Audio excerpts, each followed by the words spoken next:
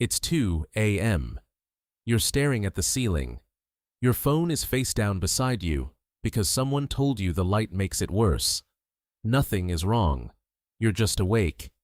You assume this is a modern problem, a side effect of screens, stress, and bad mattresses. But the real answer is far stranger than that. Your ancestors woke up in the middle of the night too, almost every single one of them. For nearly all of human history, that 2 a.m. wake-up wasn't a malfunction. It was the plan. Your body is not broken. It might be running on a clock that's far older than electricity. So what did people actually do during those dark, wide-awake hours before alarm clocks existed? In 2001, a historian named Roger Ekirch spent 16 years combing through diaries, court records, and medical texts from pre-industrial Europe. He found something that modern sleep researchers had completely missed. Before artificial light took over the night, most people didn't sleep for one continuous block. They slept in 2 segments. The first sleep began shortly after dusk. People called it first sleep. It lasted 3 or 4 hours. Then, somewhere around midnight, they woke up. Not from a nightmare, not from noise, just naturally. This waking period could last 1 to 2 hours. Diaries from the period describe it almost casually. People prayed. They talked with a spouse lying beside them in bed. They tended a low fire. They reflected on dreams from the first sleep, which were apparently vivid enough to interpret and discuss. Some got up entirely, visited neighbors, or had sex. Then, when the body was ready, they drifted into second sleep, which carried them through until dawn. 2 sleeps. One quiet, wakeful bridge in between. And almost nobody wrote about it like it was unusual, because it wasn't. It was just Tuesday night. Why would your ancestors' bodies be built this way? Here is where it gets stranger. In 1992, psychiatrist Thomas Ware ran an experiment that accidentally recreated this ancient pattern. He took a group of modern participants and extended their nights to 14 hours of darkness, mimicking winter nights before electric light, for an entire month.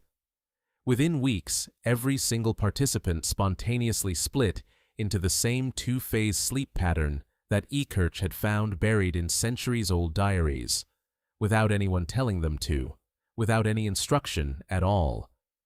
Their bodies simply reorganized themselves back into the rhythm their ancestors had lived in for thousands of generations. Your biology didn't forget how to do this. It just hasn't had a long enough night to remember in a very long time. So why did this pattern disappear? The answer arrived gradually, then all at once. Cheap, reliable artificial light. Gas lamps in the 1800s, then electric bulbs by the early 1900s, pushed bedtimes later and later. Factory schedules demanded a single, uninterrupted shift of sleep that fit neatly between one long workday and the next. The 2-phase night didn't fit the new economy, so within a generation or two, it simply vanished from collective memory. By the time your grandparents were children, almost nobody remembered that this had ever been normal. Sleep researcher Charles Czeisler at Harvard Medical School has spent decades studying how light exposure resets the human circadian clock.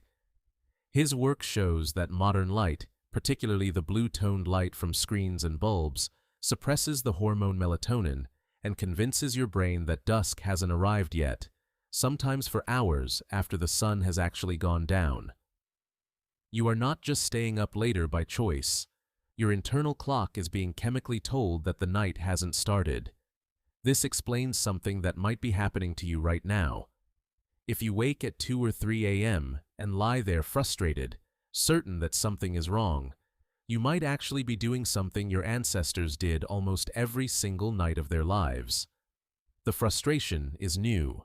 The waking itself might not be. Of course, this doesn't mean modern insomnia is fake or harmless. Chronic sleep disruption from stress, anxiety, or screens is a real problem. But Ekirch's research suggests one specific kind of midnight waking, calm, brief, and followed by a return to sleep, might not be a disorder at all. It might be the oldest sleep architecture your species ever built, surfacing in a world that no longer gives it room to run.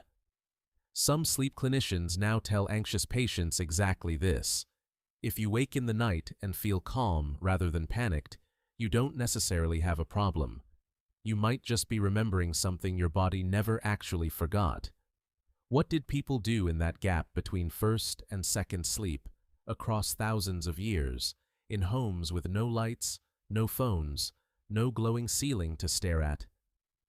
They talked quietly. They sat with their own thoughts.